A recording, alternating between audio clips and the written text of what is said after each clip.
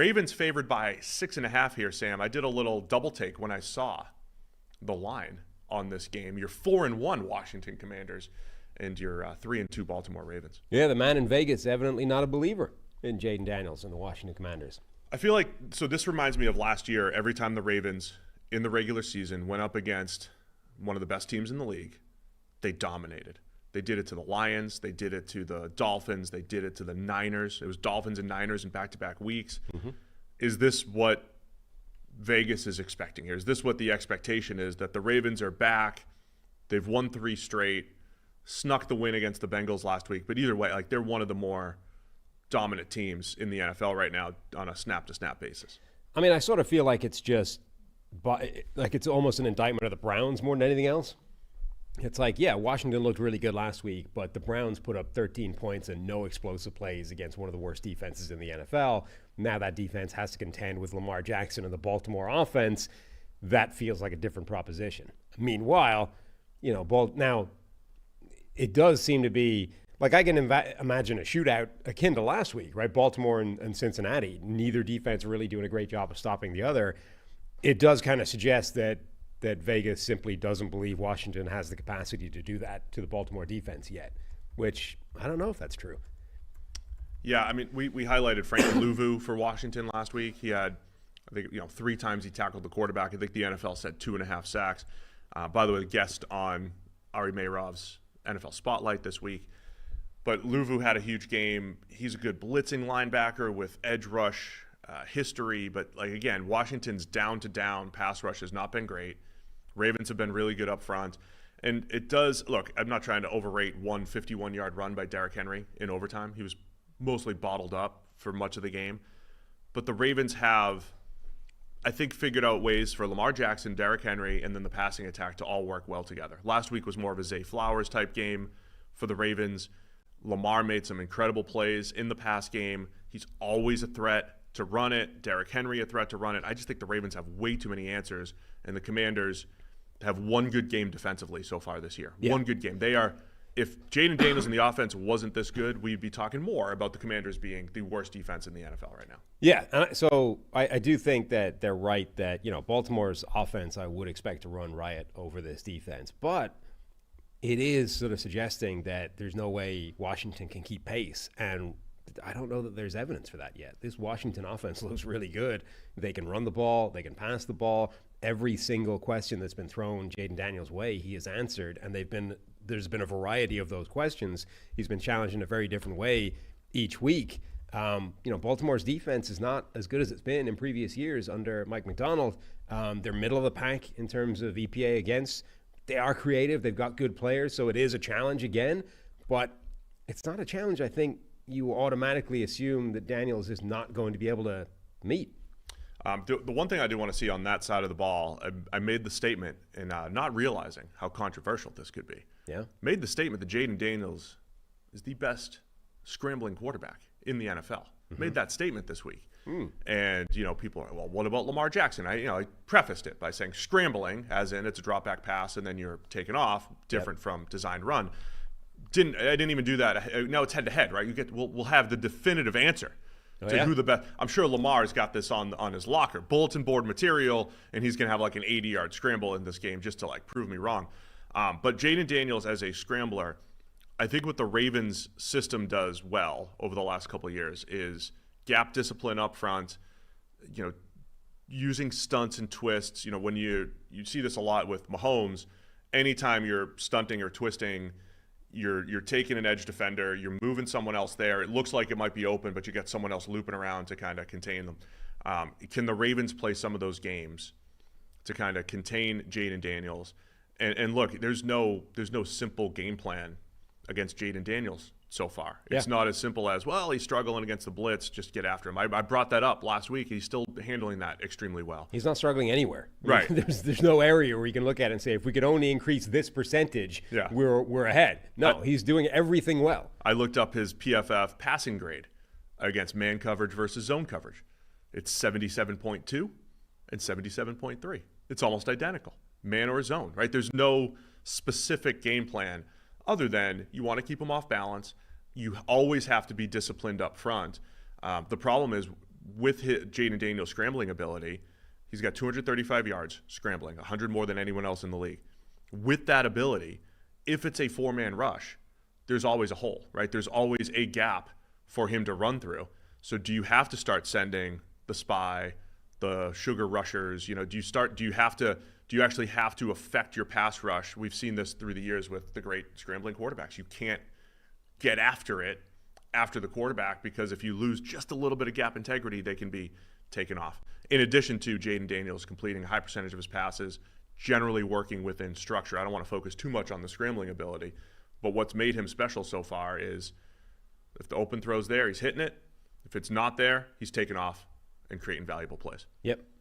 He's become a scary quarterback to deal with already. The other part of this, too, is we mentioned a little bit in our Drake May discussion yesterday. We talk about supporting cast and all this different stuff. I mean, Jayden Daniels on paper coming into this year, much like C.J. Stroud last year, didn't have the best supporting cast on paper.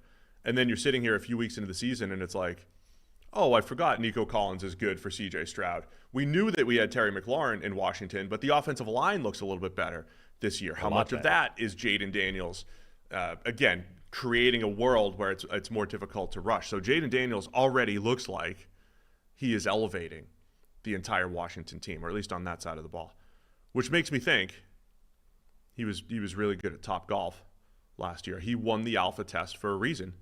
He rallies everybody and elevates everybody around him, and the Commanders saw that at Topgolf last year. I mean, if this is the outcome of the Topgolf test, everybody's doing it. Every team in the NFL needs to immediately start running that next year. Topgolf is the new, what was the test? The S2 test? S2. It's the new S2 this year. Everybody's going to be doing Topgolf. We still need to. Those guys, they want to put us through the S2 test. We need to do that at some stage. Well, they're not as popular anymore. The brand took a hit last year. Sure. It would still be funny, though, to have us run through a battery of cognitive tests, and it turns out both of our brains are mush. I don't think my 42-year-old brain is as strong as it used to be. My 42? I had to double check what age I was. I mean, that's not a good start. Yeah. Anything else you're looking for in this particular game? No, I mean, so. By the way, really quick, I think there's a bunch of games that look shootout-y this week. This is one of them, right? Yeah. I do feel like. Over under 51.5. Washington's defense, it does have the ability to not be the worst defense in the NFL. I know they haven't shown it necessarily, but they've got some good players. There's quite a wide sort of range of if they could show up for a day or two, lock down a couple of drives here or there. It's like that. You don't necessarily need to have a particularly good defense if you can show up for 2 or 3 plays, as long as they're the right plays, right, and win the occasional drive and get the ball back. But that's what you're talking about when it's a shootout, right? It's like Arena League, where all you need to do is get a stop somewhere, because then you steal possession, and it's just a case of, do you have more possessions than the other team? All right, man. Is 6.5 too much? I can't get it out of my head what the Ravens did against good teams last year. But it's also 5 weeks into the season. We've seen them, blow one against the Raiders. Probably coulda, woulda, shoulda lost against the Bengals last week. However you want to look at that, they pulled it off though by 3. Big lead against Dallas, albeit didn't lose the game. They dominated the Dallas game. I would rather give them credit for the domination in that game rather than letting them back into it. Yeah, but letting them back into it, if you're going to take your foot off the gas against a team like Washington with the explosiveness that they have, that's not going to be comfortable. I think we're looking at one of the games of the week, though. Despite the 6.5 line, where are you going to go with this one? I'm going with Washington. Oh, shoot. I got to pull up Harry's picks really quick here. He's in the. So while you do that, I never gave anybody an update over of the leagues that we're in, the sleeper leagues that you can find in our Discord. Link in the description to that Discord. So current update: there are 6 people still alive in the survivor pool. You're not one. No, due to forgetting to pick at one point. 6 people have made it through all 5 weeks. None were eliminated last week. So same six people from a week ago are still alive all the way through. There is a 3-way tie in the Pick'em League atop the group with 44 wins. Tiruler, The Big Crunch, and Chris Budge, who I think has been a previous weekly winner. So 3 people atop the list of 44 wins. I am at 37 wins. You, 35 wins. And Harry, 33. Oh, come on, Harry. So we've gone from a 3-way tie between you, me, and the child I've taken a commanding 2-game lead over you, who has a 2-game lead over your son. Yeah, I always tell the kids, don't embarrass the family. Yeah. As advice. Mm-hmm. And it's not great right now for Harry. Well, really, the whole Palazzolo family. Not for it. I mean, I'm embarrassing the family too, being in second to you. So you're going to go where on this one? Washington, Baltimore. I think it'll be a shootout. I feel like 6.5 points, given what we've seen from Washington, is a lot. That feels disrespectful, you know? That's where I think it's another game within a touchdown here. Yeah. I'd like Baltimore to win. Give me Washington to keep it close enough.